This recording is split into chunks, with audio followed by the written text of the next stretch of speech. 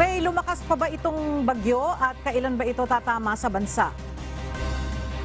Panatili ng bagyong Siguring, yung taglay ito lakas ng hangin, nasa typhoon category pa rin at posible na bukas ng umaga ito o ngayong gabi ay ito ay maglandfall o tumama yung pinakamalito sa may area ng Batanes. Kaninang alas 10 ng umaga ito ay nabataan ng pag-asa layong 180 kilometers sa may silangan ng Apari, Cagayan. 155 kilometers per hour, taglay ito lakas ng hangin at bugso na aabot sa 190 kilometers per hour. Sa ngayon ay mabagal ang pagkilos nito at ito nga ay paikot na gumagalaw ngayon doon sa kanyang sa East Philippine Sea.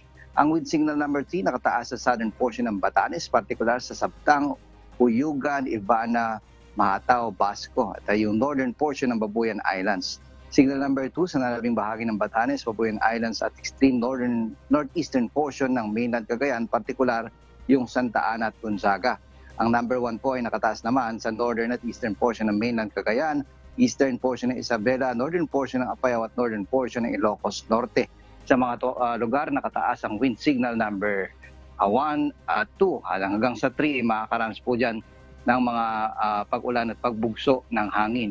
At ayon sa pag-asa, palalakasin itong bagyong Siguring, yung habagat o southwest monsoon, makakaapekto sa malaking bahagi ng western Visayas, particular yung Panay at Negros Island at maging Zambales and Bataan area, makakaranas din tayo dyan ng mga pag-ulan. Yan ang latest sa ating panahon. Balik sa iyo, Ella. Maraming salamat, Ray Pelayo.